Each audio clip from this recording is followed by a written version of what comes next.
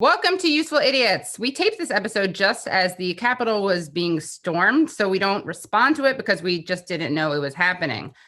But we will, of course, cover all of that next week. The good news is that no matter what happens, the story of Julian Assange and the assault on free press are still relevant. Thank God for small favors.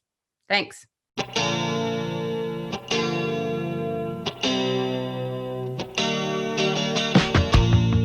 Welcome to Useful Idiots. I'm Matt Taibbi. And I'm Katie Halper.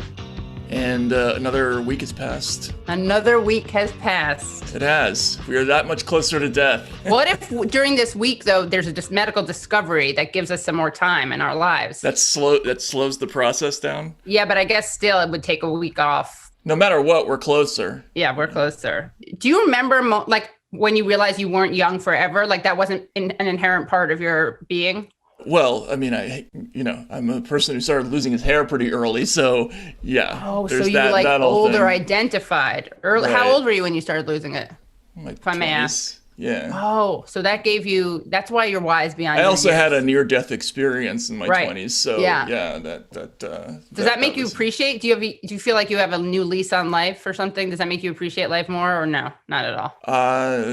It actually triggered a long period of risk-taking and extreme irresponsibility. So it was probably a net negative in the end. Right. It brought you closer back to that death. Exactly. Anyway, we're going to just skip over the fact that the Senate is in complete disarray. Oh, yeah. Now, thanks for the Republicans, and probably a lot of people are happy about that. And that was a big political story that's exploding right now. I mean, we paid attention to it, but we need to process it more. That's right. That's what happened. We need to hold the space for it. It wasn't that we weren't tuning in and waiting with bated breath for the result. It's just more that we were, and we need to think about actually what happened. So that's why we're not commenting. So there was a lot of stuff that happened this week. We're going to go through a bunch of it, and then we're going to have a guest that's going to talk to us about a story that did not get a lot of play in the media this week. Unbelievable. But really should have, because it was a pretty remarkable development. And then we'll just move from here to the food groups, I guess, right? Okay, great. Yeah. My Democrats suck is just the re-election of Nancy Pelosi. The only thing I think is worth pointing out about Pelosi remaining in the speaker's position is that, there are a lot of people who have very high expectations that this is going to be a period of tremendous change. Now that Trump is leaving and, potentially the Senate is in play, people are having fantasies about Kamala Harris casting deciding votes on life-changing legislation. I think everybody just needs to remember who these people are. Nancy Pelosi is a person whose net worth, depending on whose assessment of her financial disclosure you're paying attention to, somewhere between 120 and 160 million dollars. Her name has repeatedly come up in stories that prompted the move towards the Stock Act once upon a time, which was designed to prevent members of Congress from personally cashing in through stock trades and things like that. There was a transaction involving Visa that she got that was highlighted. Nancy Pelosi's her role is to be a representative, basically, of the oligarchy. The oligarchs. The oligarchs. Yeah, as Bernie would say. She's a non-change agent. She's a status quo agent. She's a status quo agent. She's very practiced at doing stuff that is good for TV. Ripping up the speech. Ripping up the speech, the kente cloth scarves, whatever it is. Right? She should have, what she should have done, honestly? If she were a change agent, she would have worn the kente cloths, been on the knee, ripped up a speech, and then clapped. That's how you know she's falling off. She doesn't have it all together. That's how you know she's getting a little old, because that's the Nancy Pelosi that I know and love. Nancy Pelosi to me is ridiculous, right? Like the thing that happened with the ice cream was, to me, perfectly emblematic of everything those politicians are all about. They're completely clueless. They've been living in extreme luxury for so long that they don't know, it's not. They don't even know it's bad optics. Yeah, exactly. So, and she's just one of many. Of course, she's the leader in the House, and that's an important role. But what she's a symbol of is really a system-wide phenomenon that is all about money flowing into the political system and making sure that voters in general are paying attention to something else rather Exactly. than. And so she's good at that, and that's fine. And this whole idea of upholding certain characters as supremely virtuous while the supreme evil is on the other side, and essentially they're pretty close to the same kind of political animal. Like, I don't know, and one is like socially tiring. and one is more socially liberal, better on social justice issues or civil rights. But like, as we talked about with David Sirota, like, you can only be so good on those issues when you're not good on economic issues. Or war. Right. Yes, exactly. When you are hawkish, which, let's just admit, like, the Dems are that. They're not some peace party, right? And in fact, they wanted Trump to do more saber rattling. But you cannot, reminder, you can't be woke nationalist. I mean, you can, but you're not woke. Right. You can't care about racism or what? Sorry. Or woke means something else. Yes. Right. But you can't, woke nationalist, I like it. It's a good term. But you can't care, if you care about racism within the borders of the United States and you don't care about it outside the borders. Yeah, if you're worried about stop and frisk and preemptive policing, but you don't particularly care about drone bombings in Yemen, there's a disconnect there somewhere. And then, because I don't think we set it up, that the point is that Pelosi was reelected Speaker of the House, right? I'm sorry, she was reelected Speaker of the House. I didn't mean she was reelected. She was reelected to her leadership position. And the issue is that she shouldn't have been rewarded for losing a lot of House seats, right? And there were not concessions, right? That's a big issue. Yes, there's that too, and we're going to get into some of that later. There's a bunch of other stuff going on there. I guess why I'm just trying to, if you could put in a sentence why Democrats suck, it's because they didn't replace her. Right, and they wouldn't even think to replace her. Right. I mean, that's.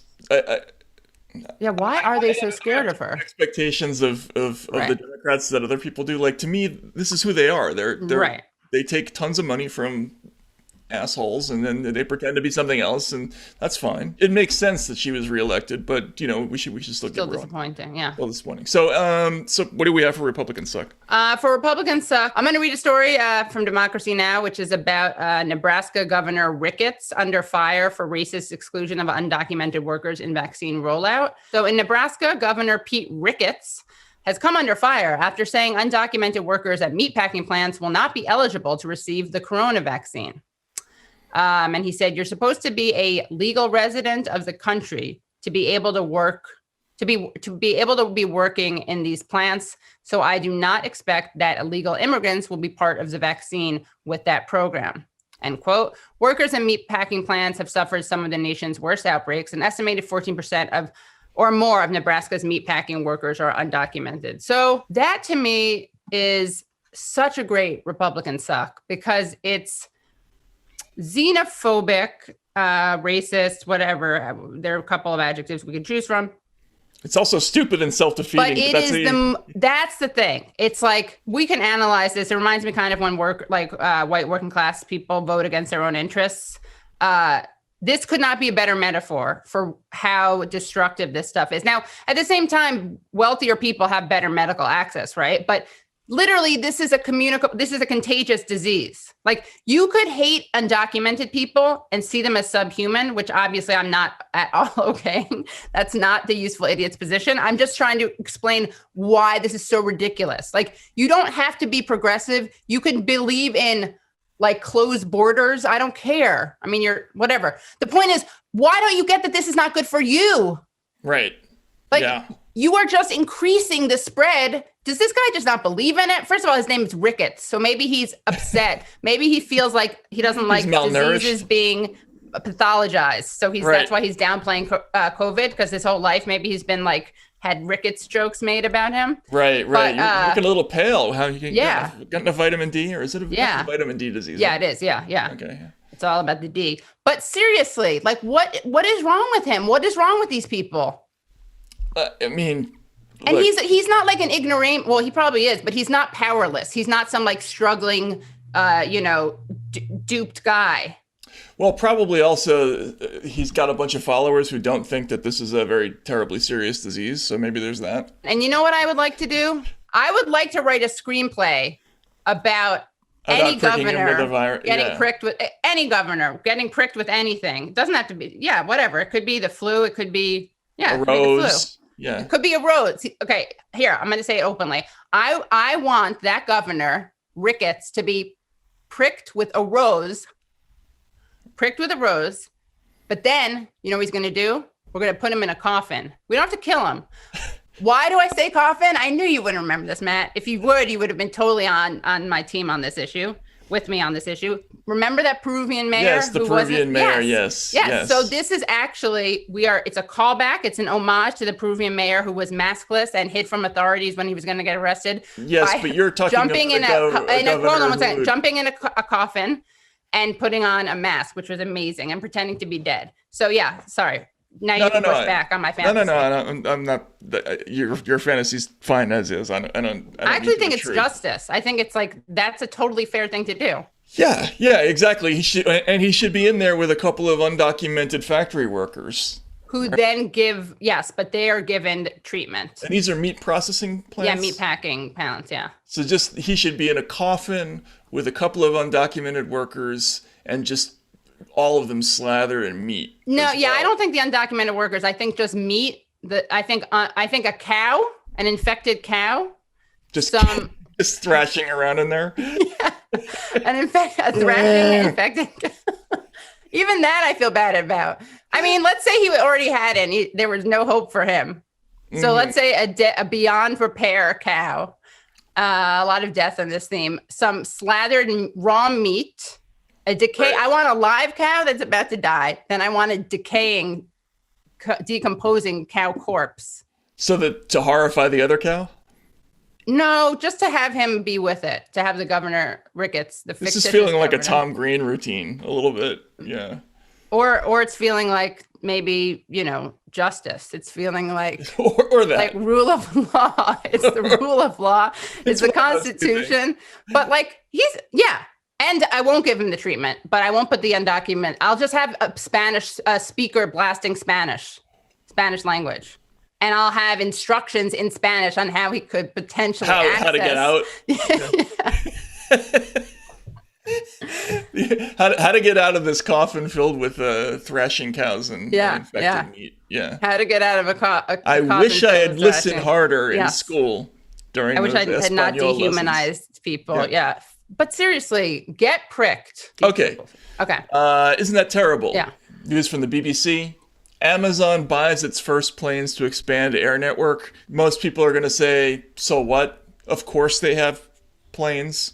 It only makes sense that they have planes because they're moving so much product. But to me, this is like the first step. It's going to be these sort of airliners first, but eventually they're going to be having warplanes and attack helicopters, and Amazon is just basically going to rule the earth. You ever read Catch-22, Katie? Uh-huh. Remember Milo Minderbinder? He was the sort of symbol of capitalism. He was the cook in the mess, and he just sort of started slowly expanding his operations until eventually, like at the end of the book, M&M Enterprises was like both sides of the war, and they were bombing each other, and like this to me is the first step towards that dystopian reality when basically everything is going to be owned by Amazon, and this photo that we're looking at is sooner or later going to be warplanes, rockets, ICBMs. It'd be great if Boston Dynamics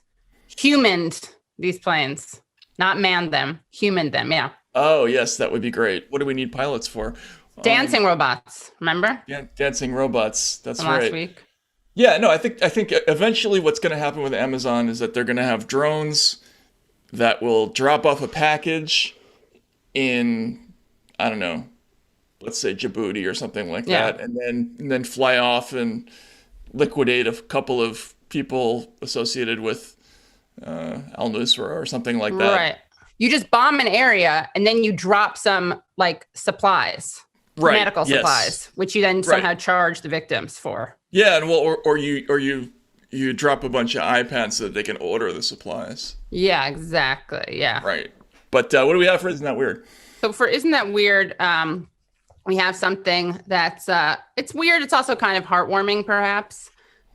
Reading a tweet from Uberfax. Let's see. A bite from the Brazilian wandering spider can cause an erection that lasts for up to 4 hours. Here's my problem with that. There's no link. Why hasn't Twitter done that thing that they do where it's like people don't know if this is true? You know, that Twitter warning? Right. This is kind of misinformation or disinformation. They're leaving us hanging. Star.co.ke news. Was that Kenya, I guess? Misleading is the headline. Fact checker. Misleading. Bite from Brazilian spider causes 4-hour erection. High or low blood pressure, fast or a slow heartbeat, nausea, abdominal cramping among signs. But urologist Dr. Peter Mungai said penile erection involves neuron stimulation and production of hormones, which has nothing to do with the spider bite. In addition to intense pain and possible medical complications, the bite of a Brazilian wandering spider can deliver a long, painful erection to human males because the venom boosts nitric oxide, a chemical that increases blood flow. So wait, is it true or not? I don't know. I choose to believe it. I'm very confused, but yeah, there's a scary... What does the spider look like again? All It right. does not look like an erection-inducing spider to me. Well, what would an erection-inducing spider look like? Like, would it be a sexy spider? Maybe. I don't know. I don't know what I expected it to look like, but that Do you isn't expect it. it to have erections here? How many I wonder if what the likelihood is that we have actually listeners slash viewers who are sexually attracted to spiders. Yeah. If you are, get at us. Write to us. Tweet Yeah. at us. Yeah. And Yeah, we would like to discuss it. we would like to discuss it. Yeah. All right, so that's the 4 food groups for this week, right? Yeah. Katie, you have a dog, right? Yes, I do have a dog. She's so cute. And did your dog help you through the pandemic? A lot, actually. Yeah. Bodhi, right? Bodhi, yeah. I mean, I actually texted my mom to see if she could bring her here, but maybe she'll charge me for that access. But yeah, Bodhi is the cutest. We have 3 dogs, actually. We are a tri-canine household. And 2 of them are brothers. They're like Pugaliers, I think. And then Bodhi is a Lhasa Apso and has a lot of personality. And yes, they've been very therapeutic. They are unofficial therapy dogs, I would say. So that's a good thing, right? That you have somebody to help you through this time of need. Somebody, that's cute. Yeah. Somebody. Is that a somebody? I guess it could be. It's a body, right? Yeah, you're right. I think of them as human, but yeah. So, Matt, it's interesting that you asked me that question. You know why? Why? I have something to share with you. What is that? Well, I don't know if you know this, but from the beginning of the pandemic, PetSmart has been an essential retailer, making sure you can get everything your pet needs right when you need it at over 1,600 convenient locations. And they lead the pack So to speak. with safe and easy ways to shop. In PetMart stores, cleaning and disinfecting protocols follow CDC recommendations. Face coverings or masks are required for employees and pet parents. Floor decals, signage, and new protocols reinforce social distancing requirements. Plexiglass shields are in place at registers as well as salon and pets hotel lobbies. Stores and grooming salons offer digital check-in, curbside drop-off and pickup, and contactless payment. I mean, I'm excited to do my first ever ad read. And especially for this company, PetSmart has responded to the unprecedented demand for contactless shopping by adding curbside pickup for website or app orders. And, and PetSmart offers a free same-day delivery powered by DoorDash straight through January 31st. So you can get everything for your pet needs right to your door and right when you need it. PetSmart associates really love pets. Caring for them is a big part of why they work there. And as an essential retailer since the beginning of the pandemic, PetSmart has made it safe and easy for you to do care for your pet too, online or in stores. Matt, you may not know this, but at PetSmart, the health and safety of employees, pet parents, and pets are what's most important, which is why they require face coverings, support social distancing, and have installed plexiglass shields and enhanced cleaning to follow CDC recommendations. Are you interested in contactless shopping? It's the only kind of shopping I'm interested in. Well, then you know what? You're in luck because you can just order online at PetSmart.com or on the PetSmart app and enjoy easy curbside pickup or free same-day delivery powered by DoorDash through January 31st, 2021. So you can get everything your pet needs right to your door and right when you need it. Check out PetSmart.com for more details. Excellent. We're going to talk to Italian journalist Stefania Morizzi about the big news that extradition for Julian Assange was denied. But then, so was bail. Right. Yes, exactly. So we're going to talk about all that, and let's get to it. Great. Welcome to Useful Idiots, Stefania. Thank you so much for coming on. Thank you, Matt, and thank you, Katie, for inviting me. All right, excellent. Well, we're here to talk about a subject that I'm sure, to your great surprise, did not get a ton of press coverage here in the United States. But there was a pretty significant development in international news. A British court finally issued a ruling about Julian Assange, and it was kind of a mixed bag. On the one hand, there was a bit of a surprise that they denied extradition, but the news was not all great from his perspective. You've been covering Assange and WikiLeaks for quite some time.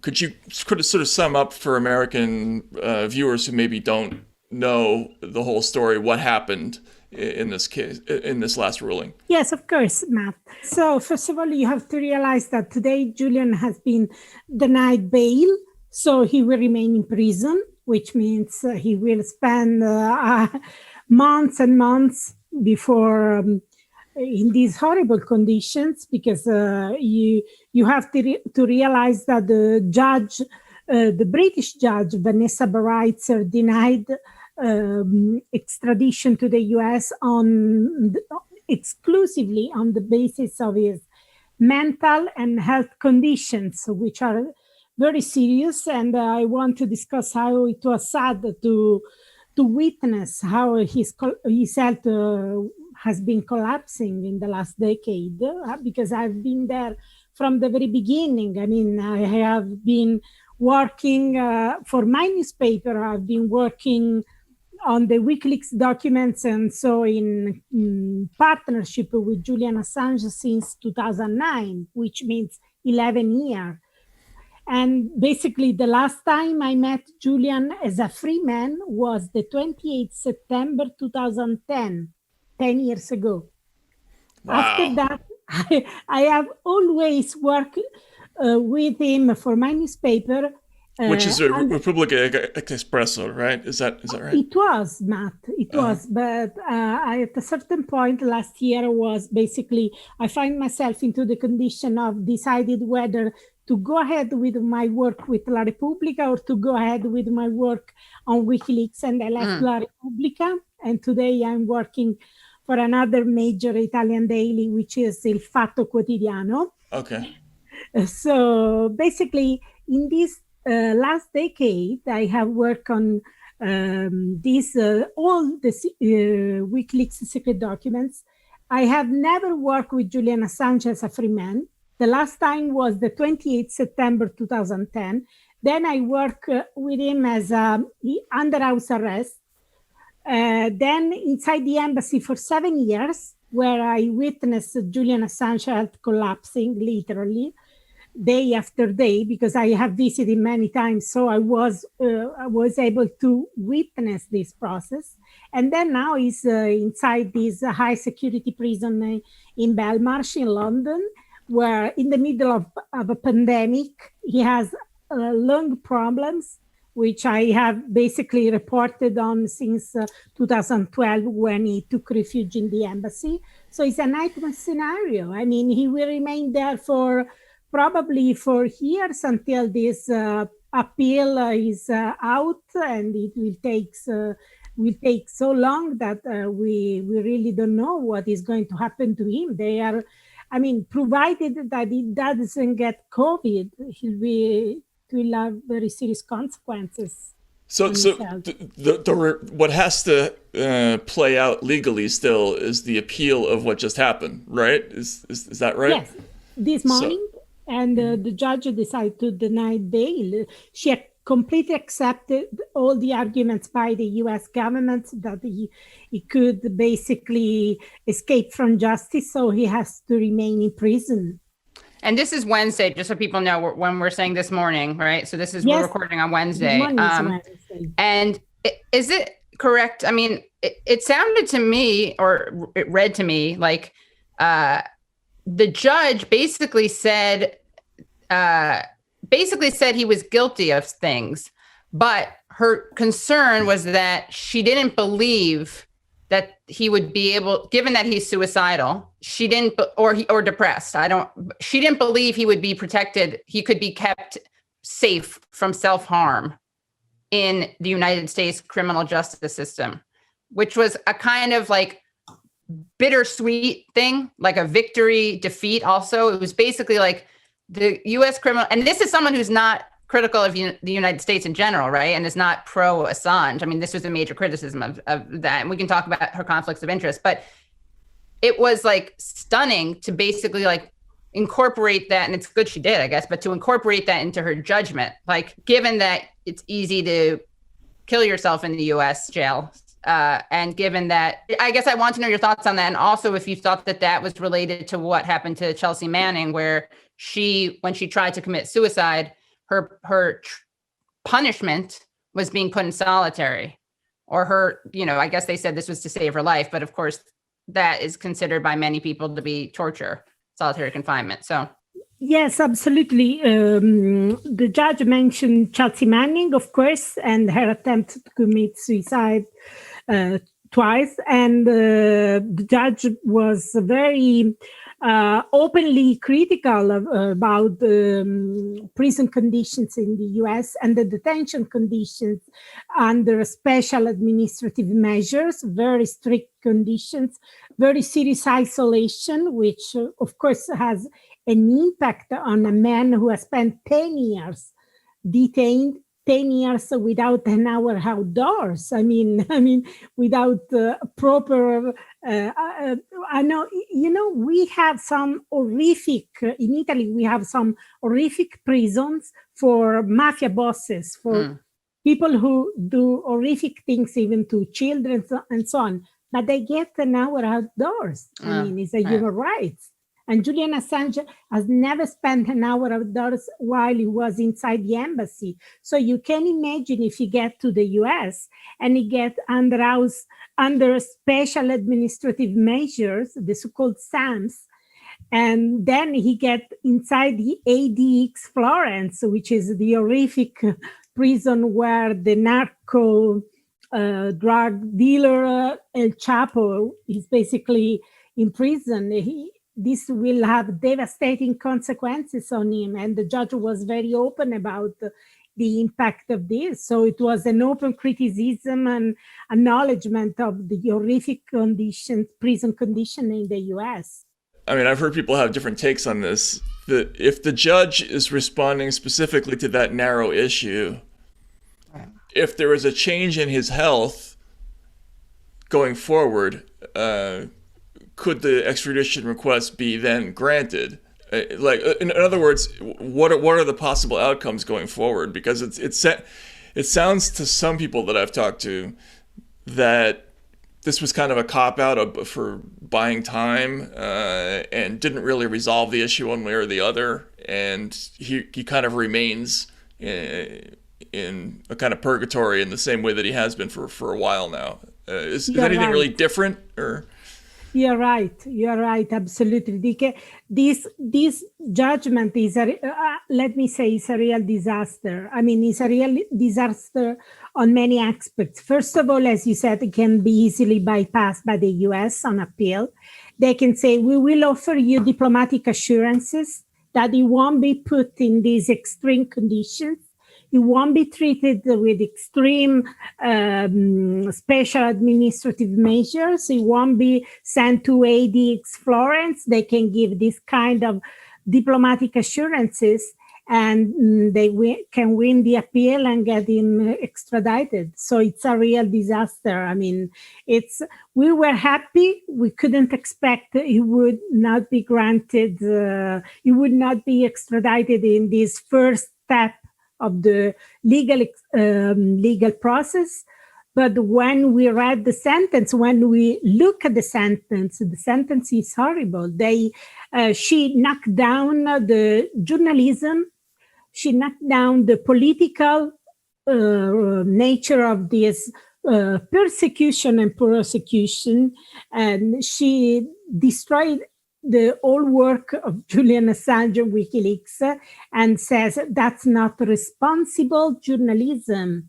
You know, responsible journalism is something that in Italy we know during fascism, when Mussolini wanted to create a new kind of journalism during the regime, and so he was calling for responsible journalism. He was trying to establish who was responsible and who was not responsible. So this sentence is devastating and can be easily bypassed by the US on appeal. Is there any indication that the incoming Biden administration might have a different attitude about this case than the Trump administration did? Well, this is an interesting question, and it's very hard to assess where Biden is when it comes to the Julian Assange case. At the same time, if we look at this decade, basically the Obama administration started all this prosecution from the very beginning. As soon as they published the collateral murder and the Afghan war logs, they immediately opened grand jury investigation of WikiLeaks. And let me tell you, Matt, that I never heard of a single media organization which has been kept under continuous investigation for an entire decade. I mean, I have been in this business of journalism. I have been doing journalism for the last 19 years, 14 of these in investigative journalism, and never heard of a single media organization which has been put under investigation continuously for 10 years.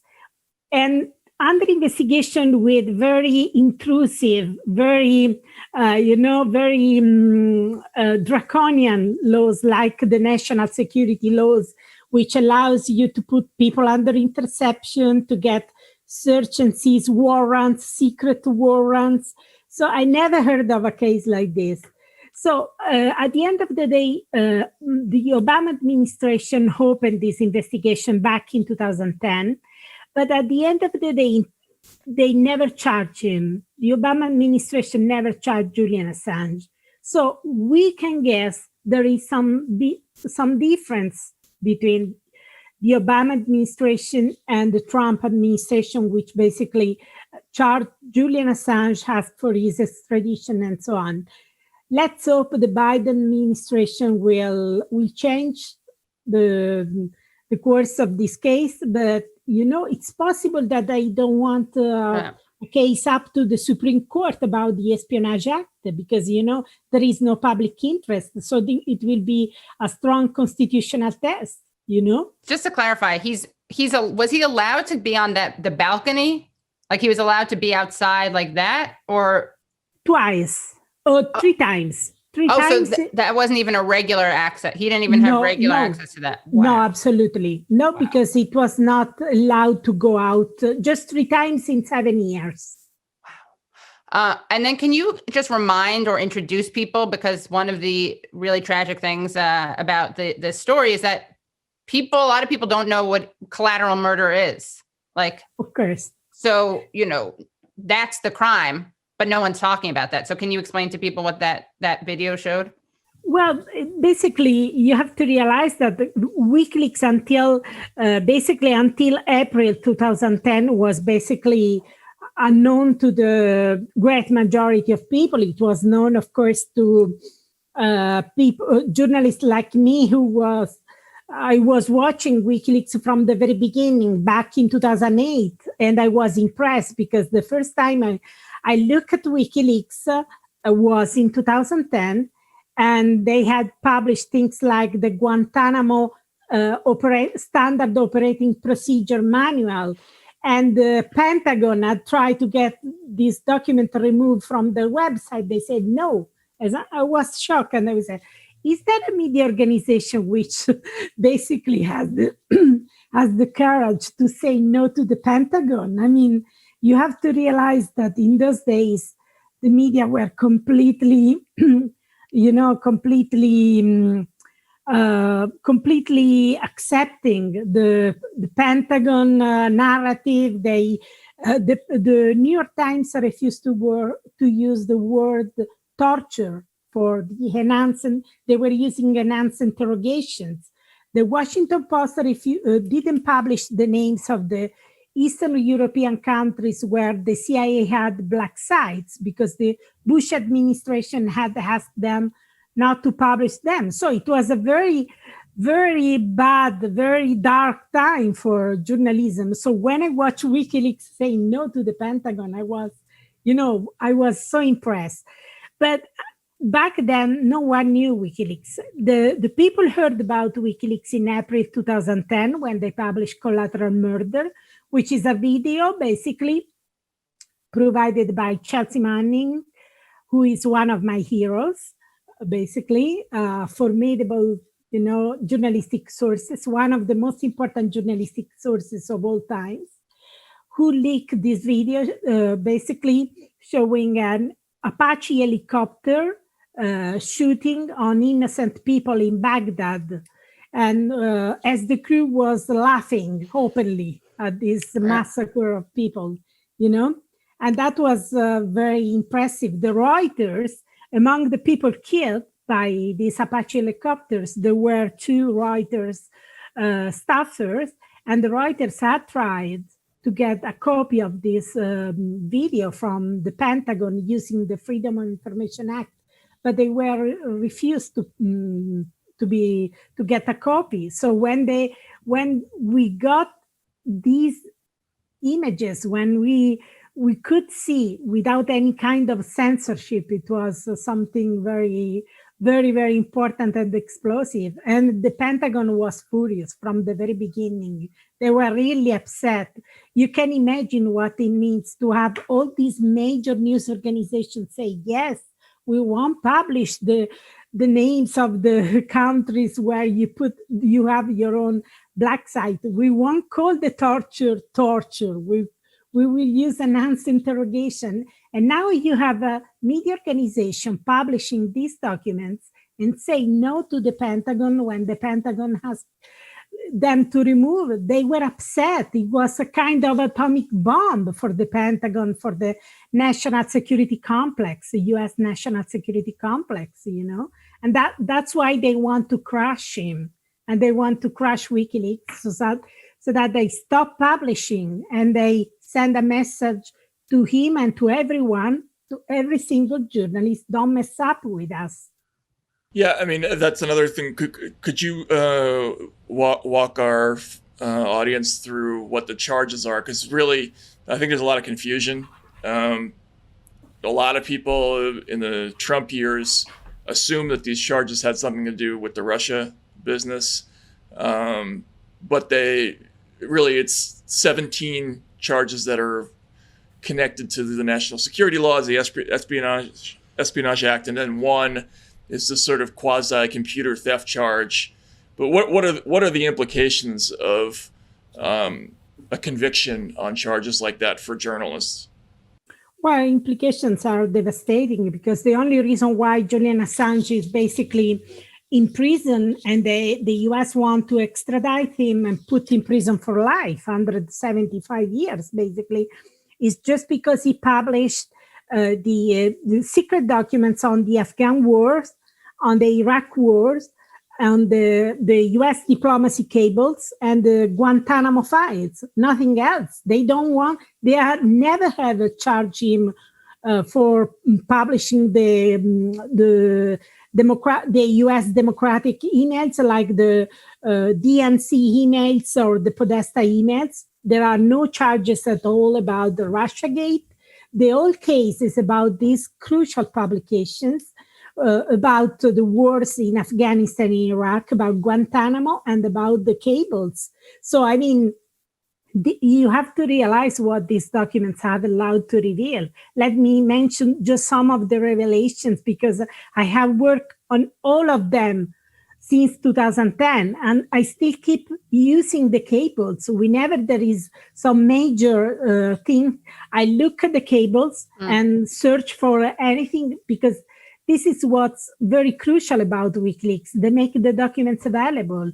So they empower communities, they empower journalists, they empower scholars, they empower NGOs, which can access the documents independently without any privileged access, without calling journalists, could you please allow me to access the documents? You can go on their website and look for the documents and make your own opinion about whatever you want. You can go to the European Court of Human Rights if you are a tortured victim, as it happened in the case of Khaled al-Mashri. He was kidnapped by the CIA, he was tortured, he was raped by the CIA due to a mistaken identity, and he was able to appeal to the European Court of Human Rights only thanks to the WikiLeaks cables. So these documents are extraordinarily important. The Iraq war logs, for example, allowed to reveal 15,000 civilian deaths never accounted before. 15,000. I mean, these are not statistics. These are human beings. They have families, they have children, they have, So these documents are tremendously important, and he has never known freedom again after publishing them. He's in prison only for publishing these things. And let me tell you, during the hearing, basically, the US mentioned that he had put lives at risk, which they have said these things from the very beginning. I remember the very first time they introduced this allegation. It was July 2010. It was about the Afghan war logs. They said they might have blood on their hands, and everybody was basically repeating the Pentagon allegations.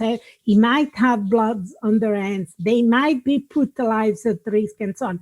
Well, 10 years later, we had this hearing in London, and I was there in February in person, because we had not this crisis, this COVID crisis. Well, the US was unable to mention it, to bring a single example of a single person, of a single victim.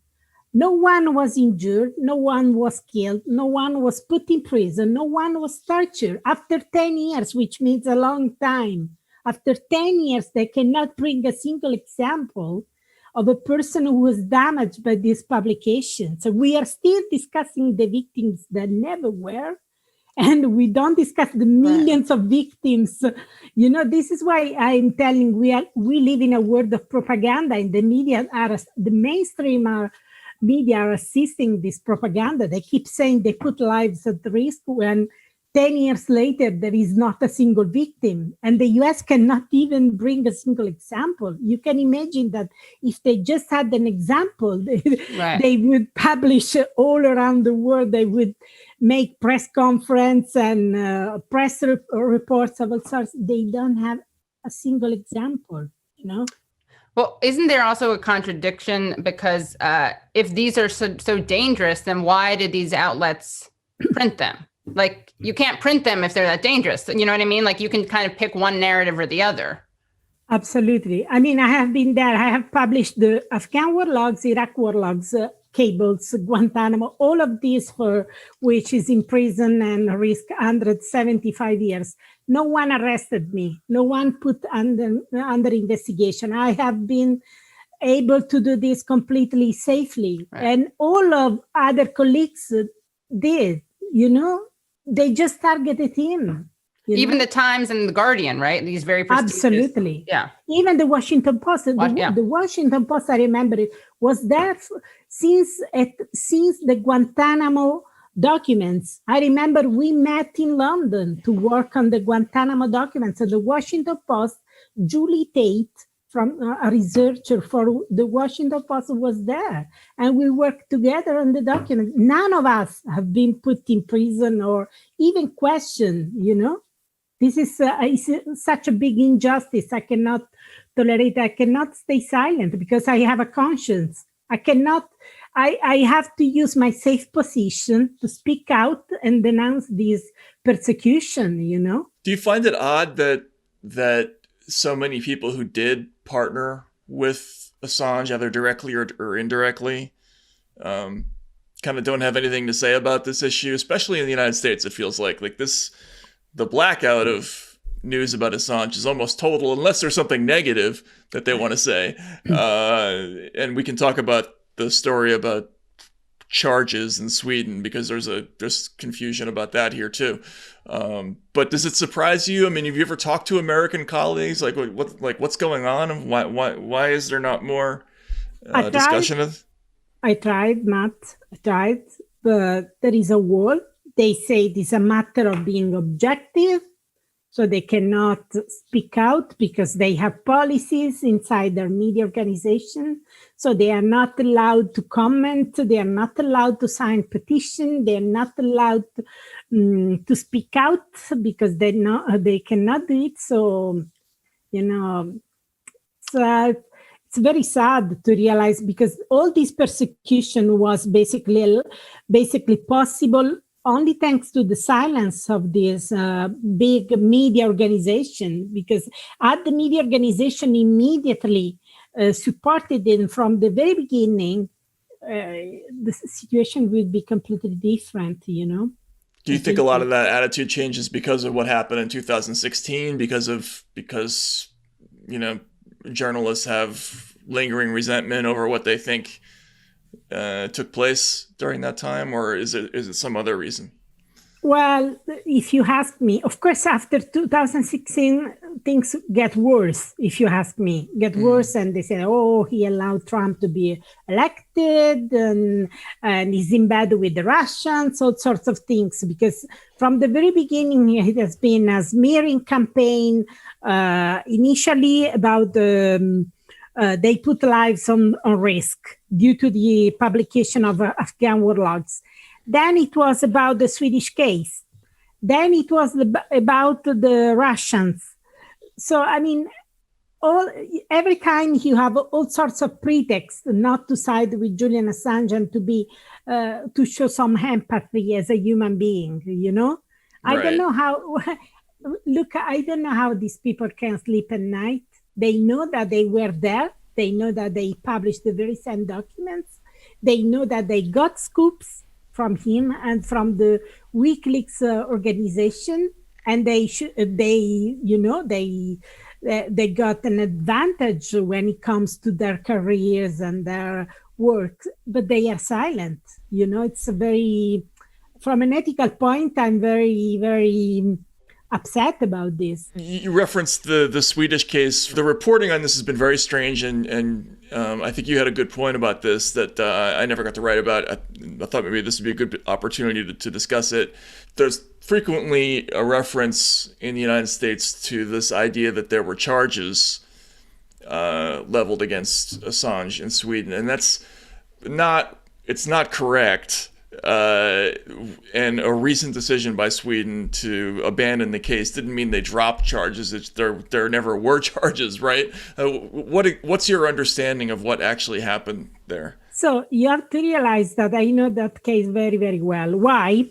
Because back in 2015, when he had already spent 5 years basically arbitrarily detained, and this is not my opinion, this is what the UN body in charge of establishing who is arbitrarily detained established. The UN Working Group on Arbitrary Detention established that Julian Assange has been under arbitrary detention since 2010. Okay? So it's not my opinion. My opinion is not relevant when it comes to arbitrary detention. This is the opinion of the UN body in charge of establishing who is arbitrarily detained. So back in 2015, when he has already been under arbitrary detention for 5 years, and he had already spent 3 years confined in the embassy, I realized that no one tried to get the documents about his case, to reconstruct the case factually. So for me, it was incredible because dozens of journalists have reported on this case and no one had tried to get factual information. So at that point, I decided to look at the case, at the Julian Assange case. And I talked to a prominent Italian prosecutor, and he told me why he's in such chaos, why this case, the Swedish case, doesn't make any progress. And they said because the Swedish prosecutor don't want to fly to London to question him and to decide whether to charge him and to put him on trial for these allegations of rape, or to drop the case once and for all. And the prosecutor told me why they don't want to do it, because we traveled the world. We went to Brazil to question very dangerous mafia people. So why they cannot fly to London, just 2 hours flight, and question a peaceful man, not dangerous at all, and decide whether to charge him and to put him on trial or whether to drop the case once and for all. And they said, really, I don't know why. And he said, the prosecutor told me, you should try to understand this point because this point is crucial. You should discover why they don't want to fly to London to question him and to decide whether to charge him or to drop the case. So at that point, I used the only investigative tool that I could use. I filed a Freedom of Information request in Sweden, and I was lucky. Probably the Swedish prosecutor said, oh, she's an Italian, who cares about her? And they released me very important documents, crucial documents, which basically allowed me to reveal why they didn't go to London to question him. Basically, it was because the UK authorities told them, don't come here, question him only after extraditing him in Sweden. Wow. And they provided him documents saying the Swedish prosecutors wanted to close the case in 2013, and the UK authorities were telling them, don't close, don't you dare get cold feet. So I got all these documents from the Swedish prosecutors, which I believe, as I said, I believe they just thought she's an Italian, she will write something in Italian, who cares about these Italian things. And I published this story, this investigation based on these crucial documents. And it was very important. I had basically on these documents, the UK prosecutors telling, don't come here, don't close the investigation. And after publishing those revelations, they completely stopped cooperating with me. That was the last time the Swedish authorities cooperated with me. After that, they tried to stop my Freedom of Information request in every possible way. So at the end of the day, what do we know? We know that basically in Sweden, Julian had sexual intercourse with 2 women. In one case, it was about sexual molestation and coercion. And the Swedish prosecutors let this allegation expire without ever questioning him, which is unbelievable, because they could have basically questioned him immediately and they could have charged him for sexual molestation. They didn't. They let this allegation expire. And since you basically a person under investigation cannot oppose the statute of limitations in Sweden, is not possible.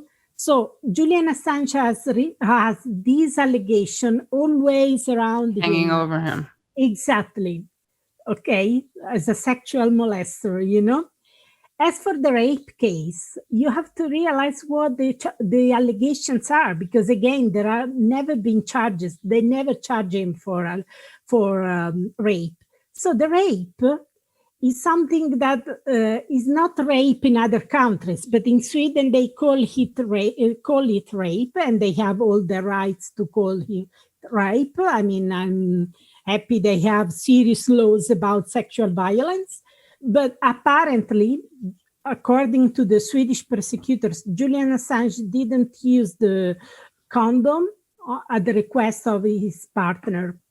And this is rape, according to the Swedish laws, even if it is the less serious crimes, because they have 3 kinds of rape. So it's the less serious crimes. So if he ended up in prison, if he was ever charged, he was never charged, they kept this investigation at the preliminary stage for 9 years without ever charging him and without ever dropping him. There were never ever charges, which is unusual. I never heard of anything like this. You know, they could have just go to London, question him, decide they had enough evidence, charge him, request his extradition for putting him on trial. Whereas they never go there until when?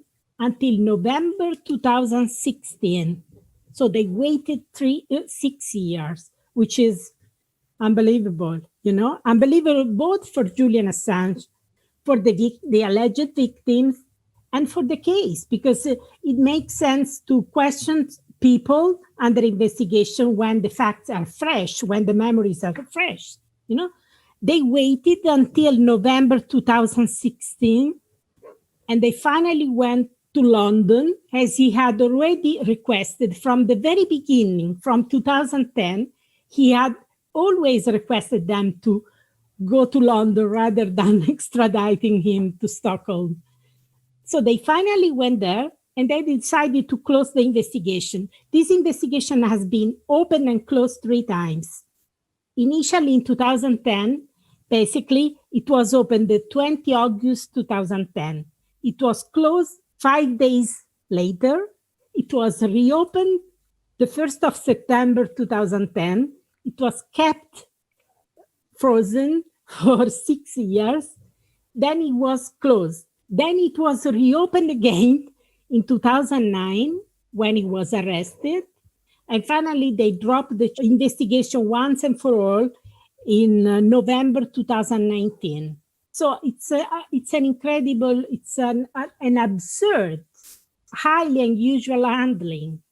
And my freedom of information litigation, which has been going on since 2015, 5 years, basically has allowed to reveal the role of the UK authorities, telling the Swedish prosecutors, don't come here. And you have to realize that these UK authorities, which did this, are the very same authorities in charge of the US extradition. And when I tried to discover why you did so, why you told the Swedish prosecutor, don't come here, what kind of interest you had? I mean, wasn't this a Swedish case? Why you told them don't close the investigation back in 2013 when they wanted to close it? When I tried to discover this, my lawyer and I, my freedom of information lawyers and I, discovered that they had destroyed the documents. They say, we won't provide you the documents because we destroyed. And we said, look, you destroyed documents about a criminal case, which is still ongoing and highly controversial. They said, yes. And we said, what did you destroy? We don't know. So they claim they don't even know what they destroyed. And this is the agency in charge of the US extradition. Did they say why they destroyed it? They destroyed the documents, and they officially acknowledge in their sentence, because we are fighting before a tribunal. So they have to provide evidence before a tribunal. They said, we destroyed. We don't know what we destroyed. We don't know when exactly, why, and so on. And we don't have any idea what those documents contain. And this is the agency in charge of the US extradition, the Crown Prosecution Service. Not to harp on this too much, but just to make sure that I understand, because I did ask some reporters who had used the word charges, right? And the answer I got back from a couple of different people was that it was a semantic issue that was based on Sweden having a very different judicial system where charges usually come very late in the process, and so that if they were tempted to make a change, they would say something like "in effect charged" as opposed to charged. Absolutely. But it sounds like what you're saying is that from your first Freedom of Information request, that you have a concrete proof that they were actively delaying the charging process. No, right? actually, so it's really important to understand that there is nothing, there is nothing unique about the Swedish legal process. Okay. They basically opened this investigation, and it was at preliminary stage. But usually there is, after in this preliminary stage, prosecutors are supposed to question the person under investigation, and they have, after questioning him, they have to decide whether to charge him and to put him on trial, or whether to close the investigation. So this works this way all around the world. You have to question the person under investigation. You have to decide whether to bring charges or whether to drop the investigation. In the case of Julian Assange, there were never charges, never have, always allegations, Mm-hmm. And the reason why there were never charges is because they didn't go there to question him, but they could have easily done it.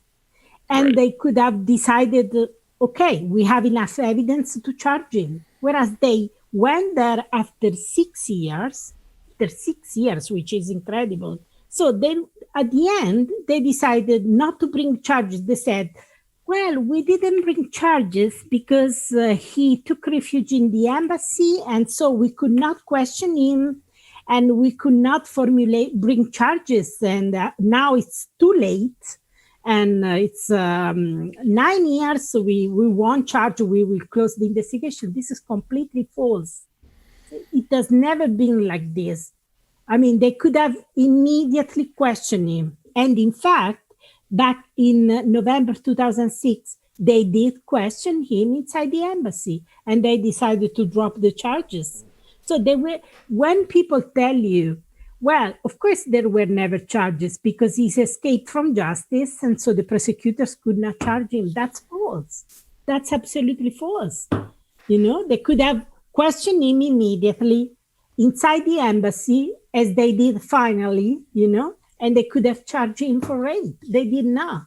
And can I just ask a question about the rape definition? Is it that if you don't use a condom despite the request, that it's the lesser rape, or is it if you don't use a condom despite the request and you don't tell the person? Well, apparently she was sleeping, according to the prosecutors. So she was sleeping, and so this they had intercourse before, and she had asked him to use a condom, which he used. And apparently then she was sleeping and he didn't use condom. But, at the end of the day, we don't know, because we have his version, we have her version, since there was never a trial, since there was never, never charges. We don't know. We just have his version and her version, I mean, you could argue that she was incapacitated, so you could say it was that. But I think that an uncomfortable thing we have to say is that if that were true, that's a separate issue. Like, you can try him for that, prosecute him for that, charge him for that. But that has nothing to do with his what he's been kept in an embassy for and what he's being prosecuted for. Absolutely. They could have immediately, they had enough evidence. They could have immediately questioned him and charge him. They never did. They never did. That's the real matter. They never did. Yeah. So they were never ever charges. That's why I had the confrontation with the Columbia Journalism Review, because during the hearing, the extradition hearing, they published an article saying there were Swedish charges, rape charges, and I wrote them and they said, look, there were never ever charges, just allegations. Is the lack of response by the American media to the Assange case, is that remarked upon by European journalists? Is that something that people talk about? And part of the question. The second one is just overall, what do you think the impact of this case is going to be on whistleblowers and leaks and efforts to release information about things like war? Because it seems already like we're seeing less coverage of issues like that in the United States anyway. Well, I think the impact will be devastating, of course. If you look at the judgment, the British judge make clear that basically what he did, publishing evidence of war crimes and torture, goes beyond responsible journalism. This is completely unacceptable. I mean, this is why we do serious journalism, investigative journalism in our countries. We do it to expose war crimes. We do it to expose, torture. So if we cannot do it, what should we do? I mean, we are supposed to do these kind of things. It's our duty, and we should do it safely, because this is where the difference between a democracy and an authoritarian state. In an authoritarian state, you cannot do it. They will kill you or they will put in prison. We should be able to do this. But in addition to this, it's devastating even in terms of this double standard. You have the Blackwater people pardon, free as the air, and you have Julian Assange, who exposed war crimes in Iraq, who has never known freedom again. How can you accept, even if you are not a journalist, but you are just a human being, functioning human being, how can you accept it? It's kind of like John Kiriakou, right? Being the only person to go to jail for exposing, CIA torture. Absolutely. But in this case, it's extremely serious. The John Kiriakou case was extremely serious. He was a source, of course. He was a conscientious objector, But in this case, you have a media organization and a journalist. So you expect, more. Yeah. You expect. They want, as I said, I'm very intense when it comes to this case. I'm very intense because why? Because I'm really upset. It's not just because I have worked for 10 years on the same things, I'm unsafe and he's crashed. They are smashing him, they are destroying it. Not just for this, but it is also because I feel the urgency. We cannot lose this case. Because if we allow them to put him in prison for revealing war crimes, it's the end of journalism. I want to live in a society in which you can expose war crimes and you can do it safely without trying to kill yourself as Chelsea Manning did, or without escaping to Russia as Edward Snowden. Right. I want that you do it and you are safe, because this is how democracy should work, and freedom of the press in a democracy should work. If it doesn't work this way, it's not a democracy, I just have a couple final questions, but from my understanding, it's not even that covered in Europe. Natalia Viana told me that, the Brazilian journalist who works with WikiLeaks, then wanted to know about the spying that happened, that went on at the embassy of journalists and the response of journalists or lack thereof. And also if you think that the decision of the British judge was to prevent kind of like instantaneous martyrdom. So first of all, the press coverage in Europe, we see it's getting a bit better in these days. So we see regular coverage by The Guardian, which was very hostile to Julian Assange and basically published completely unreliable information about the Paul Manafort visiting Julian Assange, which was never, ever proved by anyone. And The Guardian is basically unable to provide any evidence because, the embassy was the most spied building in the world. If Paul Manafort had visited Julian Assange. Oh, Manafort. Okay, Paul Manafort. Yes, got it. Paul Manafort. You could have seen video, pictures, or whatever. And they cannot bring a single shred of evidence that Paul Manafort visited Julian Assange. And that was a major story published by The Guardian, which basically contributed to destroying Julian's reputation, or even the attempt to escape to Russia. It was completely debunked. It was complete nonsense. And the Guardian was basically forced to amend their article and issue an apology for because it was not true. I mean, it was not, they were trying to get some kind of diplomatic protection for him. So it was never about a plot to get him Russia and things like that. So all these stories did a lot of damage and helped to assisted to this demonization campaign, especially after 2006 and the Russia Gate and so on. They greatly contributed. Now we are seeing some progress. The Guardian is finally on the right track, and the Guardian is finally realized the persecution of Julian Assange.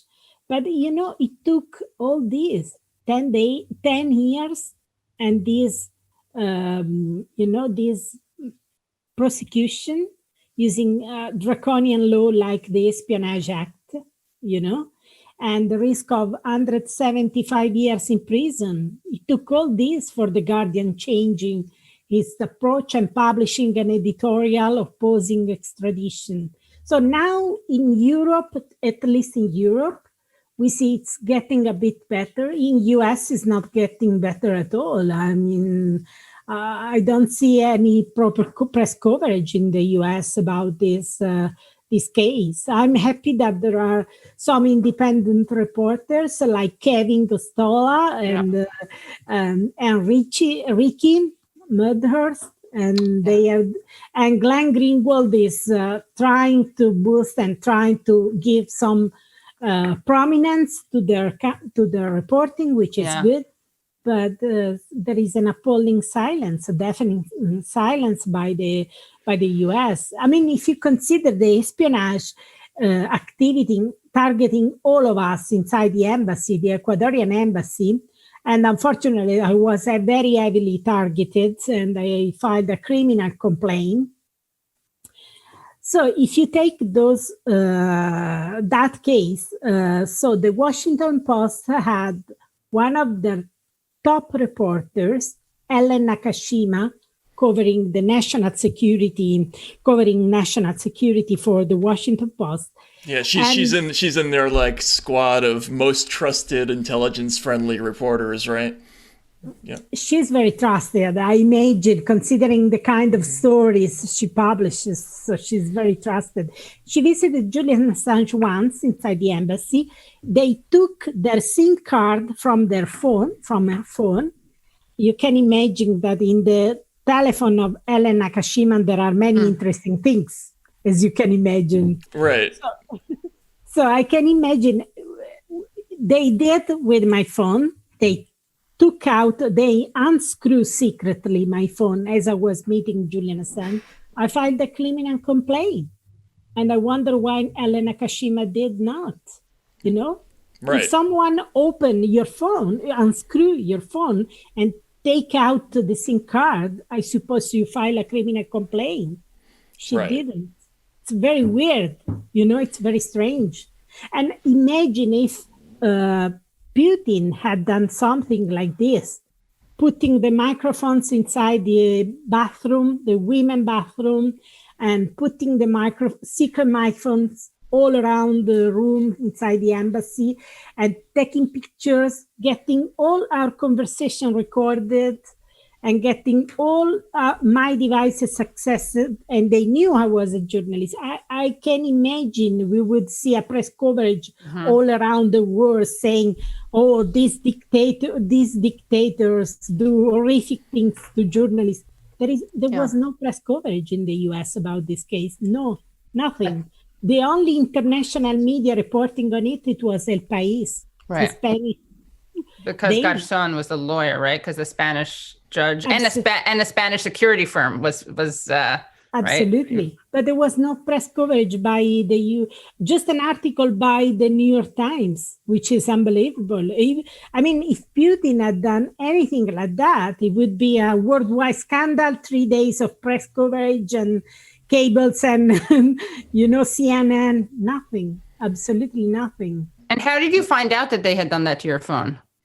Well, I have pictures. Apparently, they were so silly, so stupid that they took pictures of all my devices and they sent to a server, to a device. And now we have this kind of experts in Spain trying to get who access this computer system where the pictures of my devices were found, basically. So I have videos, unfortunately, of me talking to Julian Assange. All was filmed and recorded. It was really, really upsetting. It was, especially if you consider that back in 2008, when I started looking at WikiLeaks and working at the work, I did so because one of my sources was terrified about being spied. So it was at that precise moment that I told myself, I have to find a better source protection. I have to start using encryption and very sophisticated tools. And at that time, back in 2008, the only media organization in the world which was provided cryptographic protection to sources was WikiLeaks. No one else, not even the New York Times. They started many years after WikiLeaks, and only thanks to WikiLeaks pioneering this use of encryption. So 11 years after, when I discovered that the Spanish company had access to all my devices, and I had very important information with me, unfortunately. Fortunately, it was encrypted. So when I discovered this espionage activities targeting me and my devices, I was really upset, and they said, I want to discover what they did, what they were able to access, whether they were able to decrypt everything. I want to discover this. And that's why I also want to file a criminal complaint, because I want the prosecutors, which have the power to intercept people, question people, arrest people, gather evidence, solid evidence, so I can be, sure what they did, But Ellen Nakashima did not. So I wonder why. I tried to contact her and I tried to ask her, do you want to join our criminal complaint? The German colleagues have a complaint. I have a complaint, so you can join us if you want. She never replied. She never filed a criminal complaint, which is, I don't know why. Did you see them remove the SIM card, or you found out because of people doing an investigation? Basically, the Spanish investigators are gathering all kind of evidence about the espionage activities.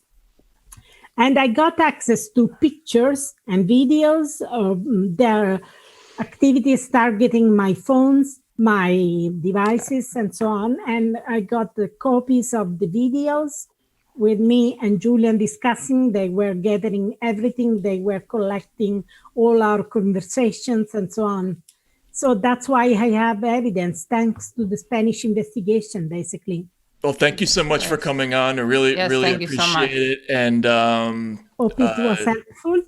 Absolutely. Yeah, of course. It's very helpful. You're obviously among the most knowledgeable about the subject of anybody in the world. So I think it's you've done a great service for our audience. Thank you so much for coming on. I really appreciate it. And Matt, thanks so much. Thank you. Have a great night. Take care now. For you. Bye.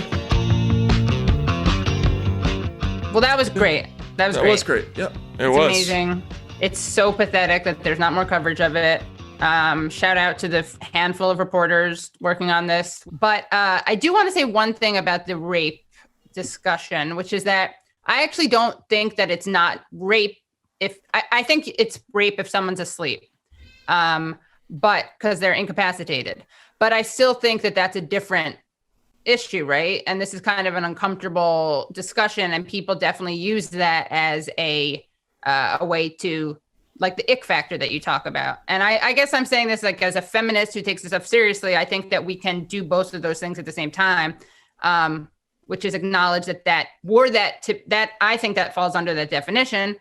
But also, I guess we'd have to have a lawyer on, but what would it look like if they were just pursuing that? Because that's not part of what's happening now, right? Like, no. So like he could have been a murderer and he still shouldn't be going through what he's going through, right? Yeah. So, and I've had this discussion with other people in the media, other people who are very familiar with the Assange story, who've done a lot of work on it. There are a lot of people out there who don't like him. Right. I think that people should understand that.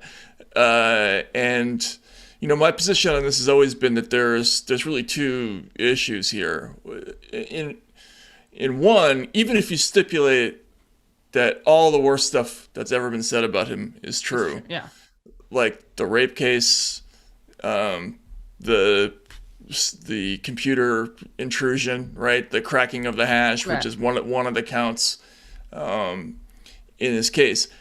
Even if he's a terrible person and all of that stuff is true, the case itself has these implications that go so far beyond him that, you know, I think that it's incumbent upon everybody in the media to pay incredible attention, because essentially what this is all about is if you publish something like the Collateral Murder video, right, and by the way, there's no legal right to classify a war crime. Like, you can't do that. It's like that's the government does not have the right to hide that from you. So what they're really saying is if you publish stuff that we find embarrassing, we're going to put you in jail for the rest of your life. Yeah.